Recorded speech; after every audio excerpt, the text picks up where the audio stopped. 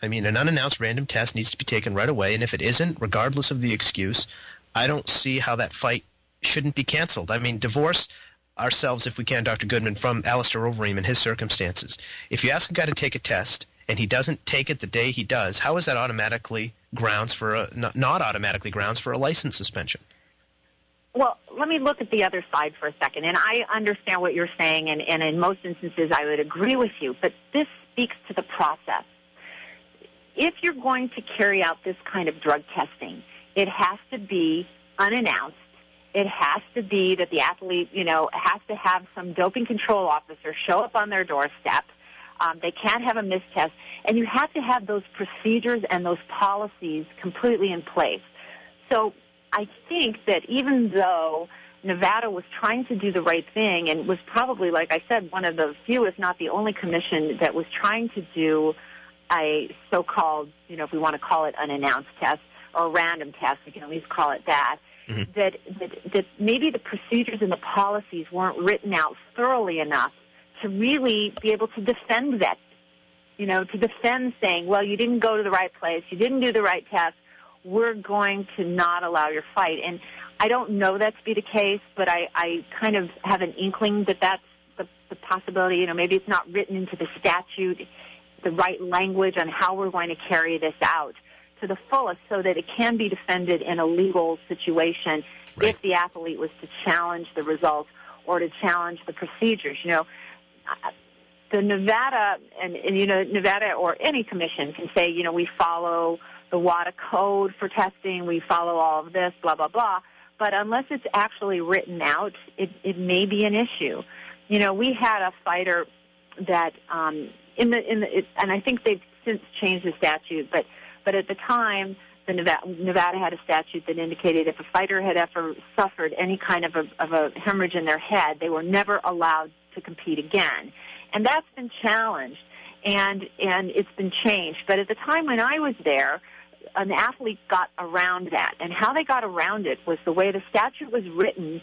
They challenged it in court, and I forget the attorney. It was a very, very famous attorney out of the East Coast that had represented all kinds of rappers and famous whatnot people. And he was able to prove that the way the statute was written, it ended on December 31st at midnight. So if you suspended a fighter in the calendar year, maybe you suspended them on December 31st at 6 p.m. By midnight, legally they were off suspension.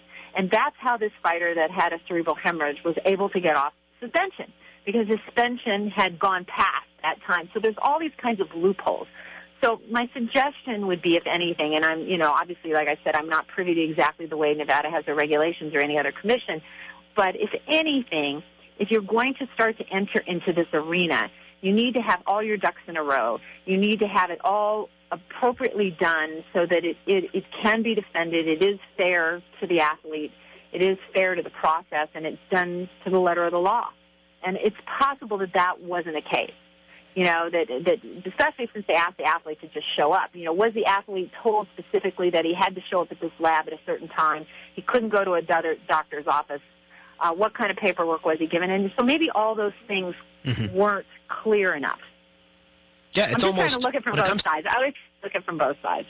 Right, and I'm glad you did it, because from the commission's perspective, I think fans need to remember more often when they try to really understand these issues, it's less about what they can do and more about what they can defend. It's less about what they think is going on and more about being able to have an answer that they can point to in the law when this athlete with significant financial reserves, let's say, can lawyer up, get the best lawyers to look at every last word of the statute and say, well, you guys they do.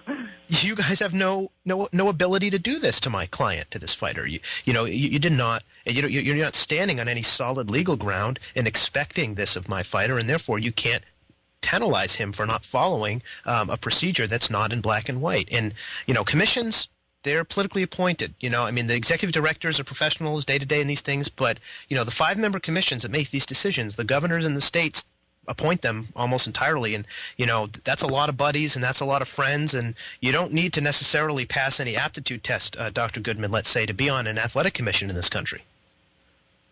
Well, that may be true, but I think that I can't speak to other jurisdictions. I know, for example, in California, and I believe in Nevada, that these people really do try to do the right thing. It's Sure. just, like we said, unless you follow a protocol that's as clear-cut as it should be and is stipulated in policies as it should be, you can't do it the right way. And the reason why I say that is because it's taken me 8 months to put together VADA to try to get it so that it would be just as appropriate and fair to the athlete and fair to, what the repercussions would be if there's an abnormal test. How can we can stand behind that it's really an abnormal test, and all those things have to be followed. And if it's not done like that and the work isn't done like that, then it's really hard to conduct the testing. You really can't. Or you have to, stand with your hands behind your back and go, well, is this guy really negative or not? We really don't know, and it looks like it's just for show. And I don't think that the commissions are trying to do that, but I think that you have to really follow things closely enough and have the policies elucidated enough so that kind of thing can't happen. And so looking at it from the other side, that certainly is what could have happened. Can promoters do more? Can Dana White, Bjorn Rebney, et cetera, do more? Of course. And that's another problem is that, I think it's great that when the UFC, I'm sorry about my telephone here. Let me just wait till that goes through, if you wouldn't mind.